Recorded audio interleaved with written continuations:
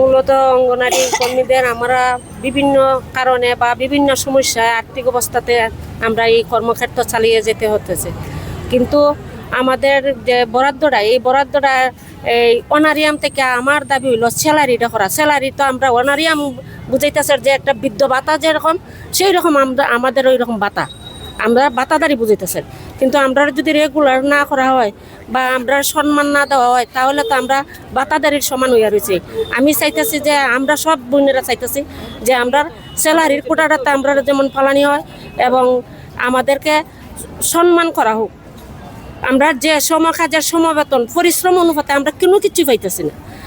তাছাড়া আমরা এই এডিসি এলাকার মধ্যে আমাদের যেমন ডিসেম্বর মাস থেকে এখন পর্যন্ত আমরা বিল, ফিটিং বিল, টিটিং বিল অনেক কিছু, এই যেমন মোবাইলের রিচার্জটা তো দিদি বললই, এবং আমরা যে পোষণ টিকারের কাজ করি ইনসিপিটিটা, এটাও আমরা পাইতেছি না। বলা হইতেছে যে এটা এই একটা এফআরএসের ব্যাপারে বা যে কোনো কারণে এটি আমরা বলা হইতেছে।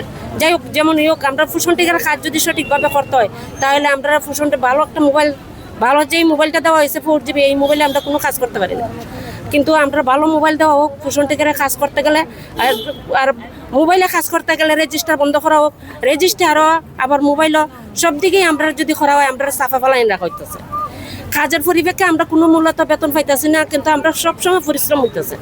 আমরা সংসার ধর্ম সব এই কাজের পরিবেশে আমরা সংসার ত্যাগ করে বাইরের কাজে দিয়ে আমরা জড়িত, কিন্তু তার পরিবেশে আমরা কি পাইতেছি, এই নিয়ে আমরা আজকে সব দিদিরা সম্মিলিত হয়ে আমরা মূলত দাবি নিয়ে আমরা ডাইরেক্টর অফিসে আমরা অথরিটির কাছে আমরা যাইতেছি, যাতে আমরা যেই দাবিগুলা উনি যাতে আমরা দাবিগুলা মেনে আমরাকে সম্মান দেন বা আমরা এই দাবিটি যাতে পাই, সেই আশা নিয়েই আমরা আজকে রওনা হচ্ছি যে ডাইরেক্টর অফিসে।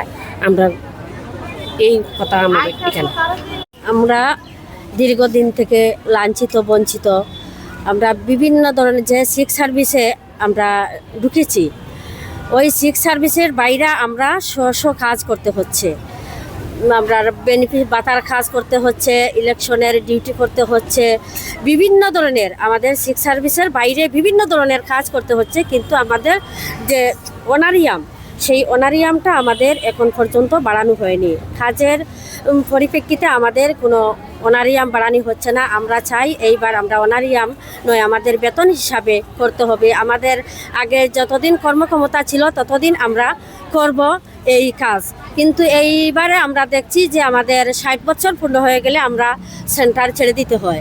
তাহলে আমাদের যখন বয়স সীমা ধার্য করা হয়েছে, আমাদের সিক্স সার্ভিসের জায়গাতে আমাদের অনেক কাজ আমাদের মাথার উপরে চাপানো হচ্ছে।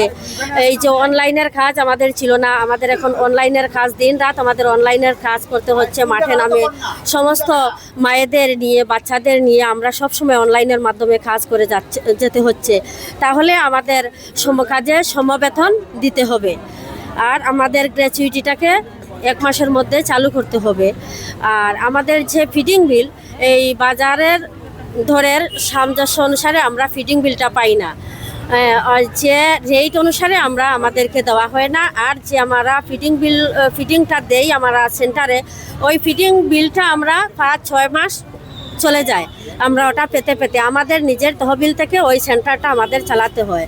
গ্রামেগঞ্জে আমাদের মা বোনেরা আমরা এটা কিন্তু বুঝাতে পারি না যে আমরা ওই ফিডিং বিলটা পাবো তারপরে তোমাদেরকে দেব, আমরা কিন্তু নিজেরা দিতেই হয়, দিয়ে যেতে হয়। তাহলে আমাদের অ্যাডভান্স ফিডিং বিলটা আমাদের জন্য বরাদ্দ করা হোক, তাহলে আমরা দিতে আর অসুবিধা হবে না। আমরা সামান্য টাকা দিয়ে আমাদের নিজে চলতে অসুবিধা হচ্ছে এবং আমাদের সেন্টার চালাতেও বিরাট অসুবিধা হচ্ছে। এতে আমাদের অনেক দিদিমণিরা, অঙ্গনারী ওয়ার্কার দিদিমণিরা অনেক হেনস্থার শিকার হচ্ছেন, কারণ এটা আমরা বাধ্য এই হেনস্থার শিকার হতে হচ্ছে। যেমন বাজার দরের সঙ্গে আমরা সামঞ্জস্য রেখে সেন্টার চালাতে পারছি না, তো আমাদের এই বাজার দরের সঙ্গে সামঞ্জস্য রেখে আমাদের ওই ফিডিং বিলটা দেওয়া হোক। আমাদের যে 300-350 টাকা আমাদের মোবাইল রিচার্জ করতে হয়, আমাদের মোবাইল রিচার্জের টাকাটা 1 বছরের জন্য আমাদের মোবাইল রিচার্জ করে আমাদের দপ্তর থেকে দেওয়া হোক, আমাদের সমকাজে সমবেতন দেওয়া হোক, এটাই আমাদের মুখ্য দাবি।